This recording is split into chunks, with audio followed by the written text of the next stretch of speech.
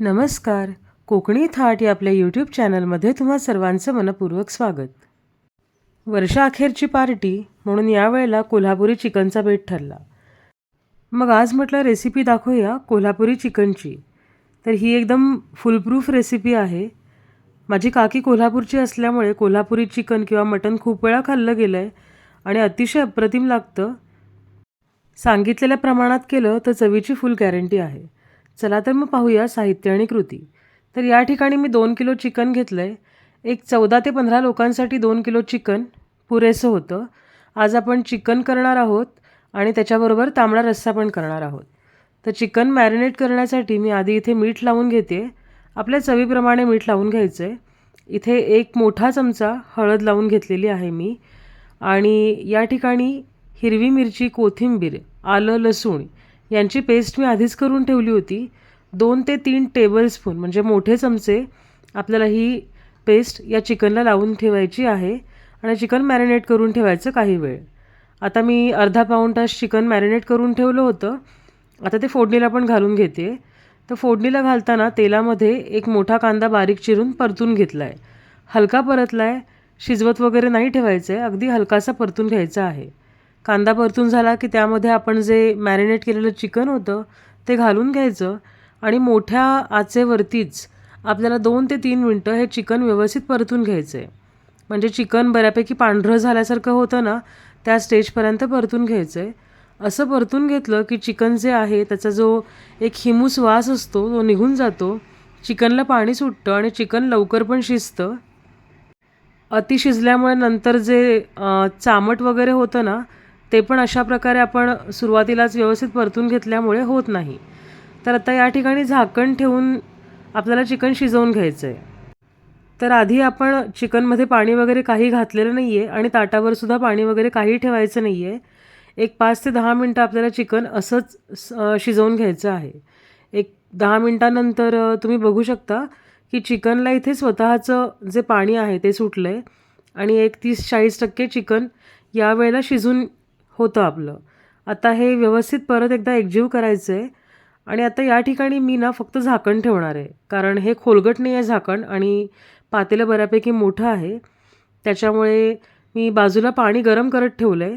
Chicken शिजवताना compulsory गरम पाणी वापरायचं.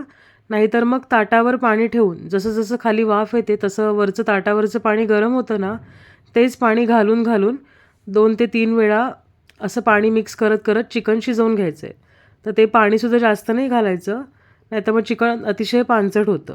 तर या ठिकाणी गरम पाणी मी घालून घेतलेलं आहे. चिकन बुडेल इतपतच घालून घेतलं आहे आणि एक 10-15 मिनटं व्यवस्थित आपल्याला हे शिजवून घ्यायचं आहे. तर मध्येच मी एकदा बघण्यासाठी म्हणून झाकण काढलं होतं, मिक्स करून घेतलं आहे आणि परत झाकण ठेवून आपल्याला हे शिजवून घ्यायचं आहे. कुकरमध्ये शिजवलं तरी चालेल, 2 शिट्या वगैरे काढून घ्यायच्या. पण पातेलीमध्ये असं शिजवलं ना की याची चव एक वेगळीच येते चव आणि खूप छान लागते. आता या ठिकाणी व्यवस्थित उकळी आलेली आहे आणि चिकनसुद्धा आपलं एक 80-90% शिजलेलं आहे. एखादी फोड हाताने किंवा अशी चमच्याने तुम्ही चेक करून बघू शकता. तर चिकन जेवढं हवं तेवढं आपलं शिजलेलं आहे. आत्ता चिकनच्या जे पीसेस आहेत ते आणि जो रस्सा आहे तो बाजूला काढून घेणार आहे मी आणि आता वाटण करायला घेऊयात. तर वाटण करण्यासाठी इथे मी 4 मोठे कांदे घेतलेले आहेत. हे प्रमाण जे सांगते ते 2 किलो चिकनसाठी आहे. तुम्ही चिकन कमी घेत असाल तर वाटणाचं प्रमाण कमी घ्या आणि वाटण हे करून ठेवलं तर भाजीला वगैरे पण वापरता येतं. त्याच्यामुळे जास्त झालं तरीसुद्धा चालेल. तर 4 मोठे कांदे, अर्धी छोटी वाटी आलं आणि 2 मोठे लसणीचे गड्डे एवढे मी इथे घेतलेलं आहे आणि एक अख्खा नारळ इथे किसून घेतलेला आहे. सुकं खोबरं जे आहे ते 2 वाट्या म्हणजे एक अख्खा नारळ मी घेतलेला आहे. तर हे अशा प्रकारेच किसून घ्यायचं. भाजलं व्यवस्थित जातं. तुकडे करून भाजलं तर व्यवस्थित भाजलं जात नाही काही वेळेला. आणि खोबरं आता हे आपल्याला व्यवस्थित मंद गॅसवरती तेल न घालता म्हणजे कोरडं भाजून घ्यायचं आहे. अगदी व्यवस्थित रंग त्याचा गोल्डन ब्राऊन होईपर्यंत.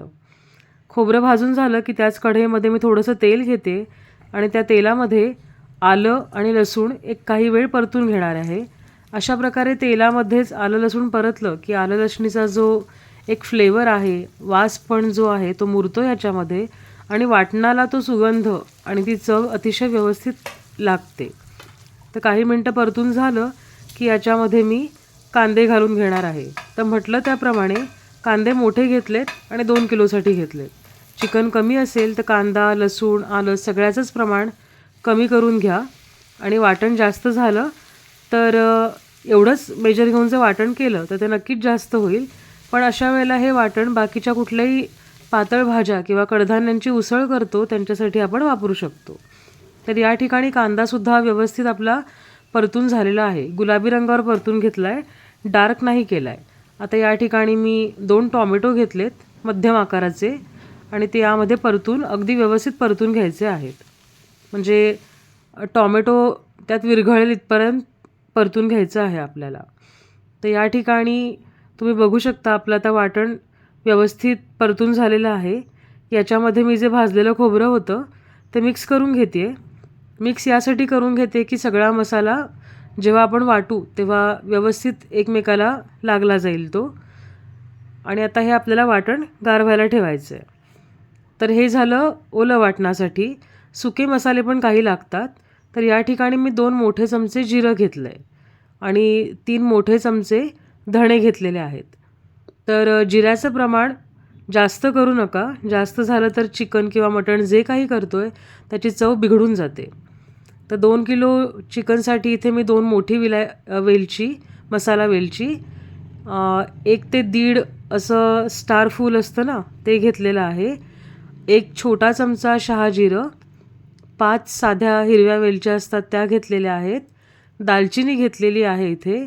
एक 2 ते 3 इंचाची वगैरे आहे. पातळ आहे म्हणून जरा जास्त घेतलं आहे. खोड जर हे जास्त जाड असेल तर कमी घ्या. आणि 5 ते 6 तमालपत्र घेतलेली आहेत. तमालपत्र आपल्याला ही चुरून मसाला भाजून घ्यायचे आहेत मसाल्यामध्ये. या व्यतिरिक्त दुसऱ्या गोष्टी लागणार ते म्हणजे मी इथे 1.5 मोठा चमचा तीळ घेतलेले आहेत, पांढरे तीळ. गावठी तीळ आहेत म्हणून रंग जरासा काळपट वाटतोय. आणि 1 छोटा चमचा खसखस घेतलेली आहे. तर तीळ आणि खसखस भाजायला जास्त वेळ लागत नाही म्हणून सेपरेट भाजून घेणार आहे. आणि बाकीचे जे मसाले आहेत ते आपल्याला कोरडेच भाजून घ्यायचे आहेत व्यवस्थित अगदी वास सुटेपर्यंत. इथे तमालपत्र वगैरे मी जरा तुकडे करून घेते तमालपत्राचे आणि दालचिनीचे, म्हणजे व्यवस्थित शेकले जातील. तर जास्त वेळ काही लागत नाही. एक 3 ते 4 मिनटामध्ये मसाला बऱ्यापैकी व्यवस्थित भाजला जातो. रंग बदलतो त्याचा आणि एक खरपूस भाजलेल्याचा वास येतो. अशा प्रकारे मसाला भाजून झाला की हा सुद्धा या वाटणामध्ये मिक्स करून घ्यायचा आहे. आणि आत्ता आपली जी खसखस वगैरे होती ना ती सेपरेट भाजायची, कारण खसखस या मसाल्यांबरोबर भाजायला घेतली तर करपते आणि तीळसुद्धा भाजायला काही जास्त वेळ लागत नाही. त्याच्यामुळे मी हे सेपरेट भाजून घेणार आहे. वाटणामध्ये 1 मूठ हिरवीगार कोथिंबीरसुद्धा घालून घेते मी. तर ही वाटण वाटताना तुम्ही मिक्स केली तरीसुद्धा चालेल. आणि या ठिकाणी तीळ आणि खसखस आहेत ना ते मी तवा थोडासा गार केला आहे, कारण मगाशी अगदीच तापलेला होता. अशा ह्याच्यावर एखादं मिनिट परतून घ्यायचं आणि मग ते वाटणामध्ये मिक्स करून हे वाटण आपल्याला बारीक वाटून घ्यायचं आहे. तर वाटण वाटताना पाण्याचा शक्यतो कमी वापर करायचा. जास्त वाटण आपल्याला पातळ करायचं नाही आहे. परतायला खूप वेळ लागतो नंतर, म्हणून सुकं असेल तर रंग पण छान येतो आणि चवसुद्धा चांगली लागते. तर आत्ता वाटण झाल्यानंतर मी या ठिकाणी तेल गरम करत ठेवलं आहे. 2 मोठ्या पळ्या घेतल्यात तेल. आणि या ठिकाणी हे सर्व वाटण जे केलेलं आहे ते तेलामध्ये अगदी व्यवस्थित परतून घेणार आहे. तर ह्या प्रोसेससाठी जरा वेळ लागते. इथे जर वाटणामध्ये पाणी जास्त असेल तर 15-20 मिनटं किंवा अर्धा तास पण हे या वाटणाला तेल सुटण्यासाठी लागू शकतात. आणि वाटण कोरडं केलं असेल तर 10 ते 15 मिनटामध्ये अगदी व्यवस्थित खरपूस भाजून होतं. तर वाटण इथे परततानाच मी त्यामध्ये थोडी हळद घालते आहे आणि इथे उंची तिखट घातलं आहे जे रंगासाठी जास्त आहे. आणि या ठिकाणी कांदा लसूण मसाला मी घालून घेते. तर 1 मोठी वाटी कांदा लसूण मसाला घेतलेला आहे मी याच्यामध्ये. तिखटाला बऱ्यापैकी प्रमाण आहे. आणि या ठिकाणी अर्धा घरचा होता तो थोडा वापरला आहे मी कांदा लसूण मसाला, आणि थोडा जो बाहेरचा होता असा मिक्स करून घेतलेला आहे. मीठ घालून घ्यायचं याच्यामध्ये आणि मग अगदी तेल सुटेपर्यंत मंद गॅसवरती हे वाटण परतत राहायचं आहे. तर वाटण परतत असताना ह्याच्यावर झाकण ठेवायचं आपण, म्हणजे बऱ्यापैकी लवकर त्याला तेल वगैरे सुटतं आणि वाटण व्यवस्थित भाजलं जातं. वाटण भाजण्याची ही जेव्हा आपण कृती करतो तेव्हा अगदी 10-15 मिनटं वगैरे पूर्ण वेळ नाही ठेवायचं. एक 5-5, 7-7 मिनिटांनी झाकण उघडून वाटण हे ढवळून घ्यायचं. अशा प्रकारे वाटण ढवळलं की खाली लागत नाही आणि खालचं भाजलेलं वाटण वरती येतं. वरचं जे आहे कच्चं वाटण ते खाली जाऊन लवकर भाजलं जातं. आता इथे बघू शकता एक 15 मिनिटांनंतर बऱ्यापैकी वाटणाला तेल सुटायला सुरुवात झालेली आहे. तर याच प्रकारे झाकण ठेवून आणि परतत हे वाटण आपल्याला व्यवस्थित तेल सुटेपर्यंत ढवळून घ्यायचं आहे. आता या ठिकाणी तेल सुटलेलं आहे आणि वाटण आपलं व्यवस्थित परतून झालेलं आहे. तर आत्ता सगळ्यात आधी आपण तांबडा रस्सा करूयात. तर तांबडा रस्सा करण्यासाठी आपण जे हे चिकनचं अळणी पाणी बाजूला काढलेलं, हे नुसतं लहान मुलांना प्यायला खूप छान लागतं हां, आणि हेल्दी पण आहे. तर असंच देऊ शकता. आणि आता तांबड्या रश्श्यासाठी आपण जे वाटण परतून घेतलं होतं त्यातले 1-2 चमचे मी यात घालून घेते. तर आता रस्सा आपल्याला किती पातळ हवा आहे आणि किती घट्ट हवा आहे यावर वाटणाचं प्रमाण कमी जास्त करा. पण हा रस्सा प्यायला खूप छान लागतो, त्याच्यामुळे बऱ्यापैकी पातळच असावा. आणि इथे अर्धा छोटा चमचा मी शाही गरम मसाला घालून घेते. नाही घातला तरी चालेल, पण आम्हाला जरा रस्सा झणझणीत आणि असा चरका मारणारा असेल तर आवडतो, म्हणून या ठिकाणी मी थोडंसं गरम मसाला घालून घेतला आहे.